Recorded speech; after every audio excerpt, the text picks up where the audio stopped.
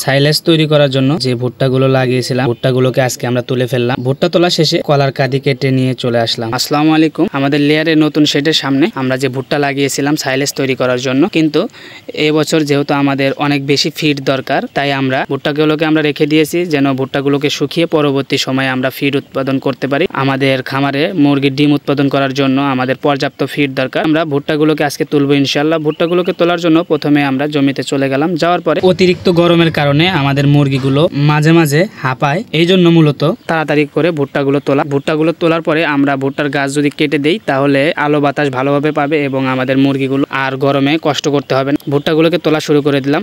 মোটামুটি ভুট্টাগুলো তোলা শেষ, আলহামদুলিল্লাহ। ভুট্টাগুলো তোলা শেষ হওয়ার পরে আমরা এখন ভুট্টার যে গাছগুলো আছে সেই গাছগুলোকে কেটে ফেলবো। ভুট্টার গাছগুলোকে কেটে গরুকে খাওয়াবো ইনশাল্লাহ। এই জন্য ভুট্টার গাছগুলোকে আমরা একে একে ভুট্টার গাছগুলো কাটা শেষে আমরা যে ভুট্টাগুলো তুলেছি সেই ভুট্টাগুলোকে আমরা বস্তায় ভরতেছি। বস্তায় ভরে আমরা বাড়িতে নিয়ে গিয়ে মাড়াই করব। মাড়াই করার পরে ভুট্টাগুলো রোদে শুকিয়ে ভুট্টাগুলো থেকে আমরা ফিড উৎপাদন করবো ইনশাল্লাহ। ভুট্টাগুলোকে বস্তায় ভরলাম। বস্তায় ভরা মোটামুটি শেষ। আমাদের জমির এক কোণে যে কিছু কলা গাছ ছিল, দেখলাম একটা কলা খুব পোক্ত হয়েছে। দেখে মনে হচ্ছে 2-1 দিনের ভিতরে হয়তো বা কলা পেকে যাবে, তাই আমরা দেরি না করে আমরা আজকেই কলাটা কেটে নেব ইনশাল্লাহ। কলার কাদিরটা কাটার পরে আমরা দেখলাম মোটামুটি কলাগুলো দেখতে মাশাআল্লাহ অনেক সুন্দর। আপনারা ফিড উৎপাদনের জন্য কিংবা সাইলেজ তৈরির জন্য ভুট্টা রোপণ করেন, অবশ্যই ভুট্টার পর্যাপ্ত পরিমাণ যত্ন নেবেন এবং ভুট্টার যত্ন কম হলে কিন্তু ভুট্টার ফলন ভালো হয় না। আমাদের নতুন শেডের কাজ করার জন্য আমরা কিছুদিন ব্যস্ত থাকার কারণে আমরা কিন্তু এই ভুট্টাটাকে বেশি যত্ন করতে পারি না। বিশেষ করে আমরা এইটুকু জায়গায় আমরা পানি ভালোভাবে সরবরাহ করতে পারি না, যার জন্য কিন্তু আমাদের এই দিক দিয়ে ফলন কম হয়েছে। যদি আমরা ঠিক মতো যত্ন নিতাম তাহলে কিন্তু মাশাআল্লাহ অন্য যে জমিগুলো আছে পাশেই যে জমিগুলোতে ভালো ফলন হয়েছে আমাদের এই জমিটাতেও ঠিক